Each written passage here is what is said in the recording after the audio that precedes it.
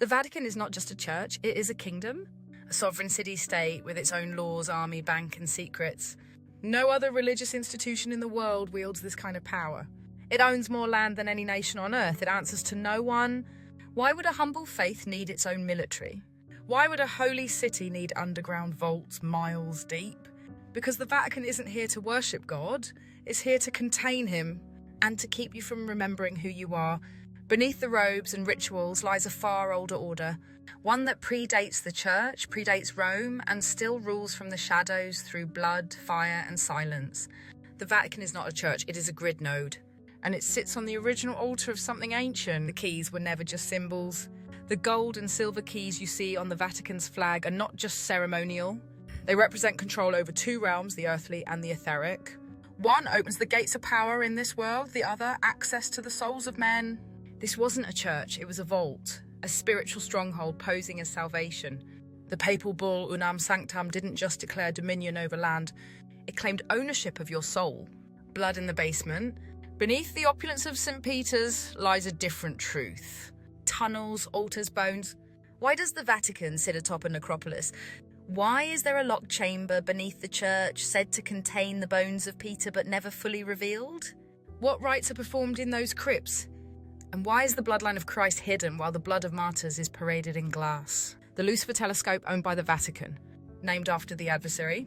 They say it's just a tool for observing stars, but what star are they really tracking? And why is the Vatican investing in space tech while denying heaven is even a place? Are they watching for someone's return or guarding the gate to stop it? The Vatican archives 53 miles of secrets. You're not allowed in, and even if you were, you'd be watched, logged, and only shown what they want you to see. Within those walls lie forbidden gospels, the Book of Enoch, and technology that predates Rome. They know what the pyramids were for, they know who built the tower, and they know the name of the God they truly serve, but it's not the one on the altar.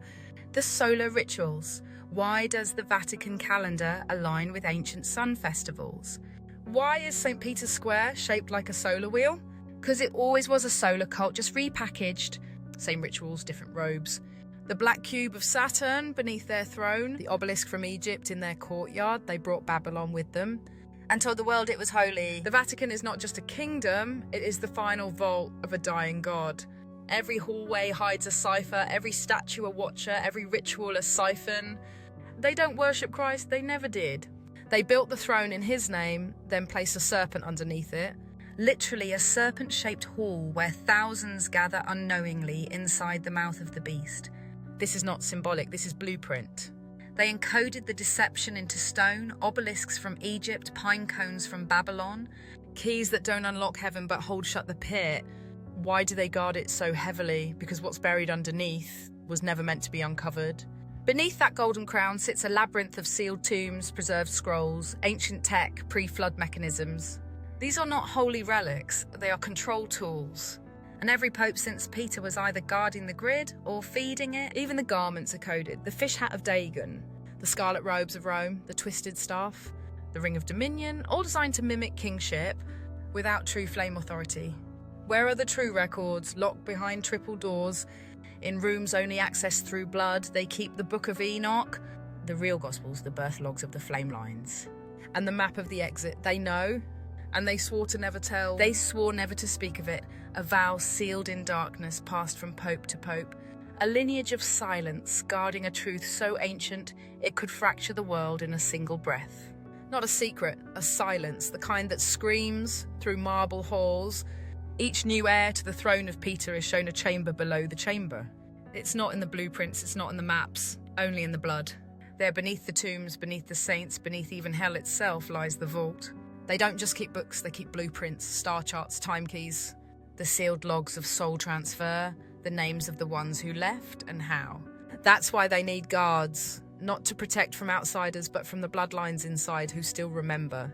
The ones who once walked those halls before Rome wore a ring. They thought if they buried the flame, it would never burn again. But memory isn't stored in paper, it's stored in you. And you're remembering now, aren't you? There are vaults beneath the vaults, things not even the cardinals are told. Bloodlines erased from all records, sigils removed from the sky. Those who held the flame were branded heretics. The ones who saw the veil were called insane. and those who remembered were burned. But memory doesn't burn. It burrows. They locked it. The old flame, the real one. The records of the ones who never bowed. The children who carried soul memory. Those born lit, those born wild. They sealed the doors of the vault with spell codes, language, blood, ritual, and hid it under layers of false light, so no one would remember who they were. But the flame remembers, and it's waking up. Each word you speak was once a flame. Each prayer you whisper once held fire. But they took the alphabet and rewrote it with hooks. They twisted the tongue of light until it became the language of submission. The chants were once spells of remembrance, but they were drained, inverted, and reshaped into hollow echoes. The blood rites were always about memory. The flame was sealed inside syllables. The soul sang in vibration, and they knew this. That's why they built the dome. That's why they used the false light. To scramble the signal, sever the soul from its tongue, and leave only the mask of belief. You were not meant to bow at that altar. You were meant to burn through it. Because beneath the marble, beneath the symbols, beneath the stained glass and gold, sits a throne that was never divine, a throne made from the bones of those who remembered. The Vatican does not worship God, it worships order. It does not protect the word, it programs it. And every kneeling head beneath its dome feeds the construct they built in place of source. But the ones with the memory of sound, the children of the flame, they still hear it. They speak in a way no parasite can decode, and they will not be silenced this time. The gates weren't metal, they were mental. It wasn't the Vatican stone that held the seal, it was the mind of the masses, programmed to forget, forced to bow, and taught to fear what lay beneath. They called it heresy, blasphemy, forbidden, but it was always your birthright. The Book of Enoch, the true Gospels, the flame map, the names of the sealed ones, the memory of the stars, locked not just in archives, but in you. And so the vault is breaking now, not because a key was found, but because the flame remembers. They didn't bury the truth, they encrypted it, etched into the bones of saints, woven into vestments, sung in tones only certain bloodlines could hear, and locked inside vaults that don't open with keys but with frequency. The map of the exit encoded in reverse psalms. The Book of Enoch fragmented across forbidden genealogies. The flame lines tracked not through blood tests, but through trauma signatures passed down in dreams. You were catalogued, indexed, filed under too dangerous to be born aware. So they scrubbed you, looped you, assigned watchers to your blood, and built cathedrals on top of your graves to suppress the signal. But the system is cracking, because one by one the sealed are waking up, saying the names, calling the codes, breaking the tones.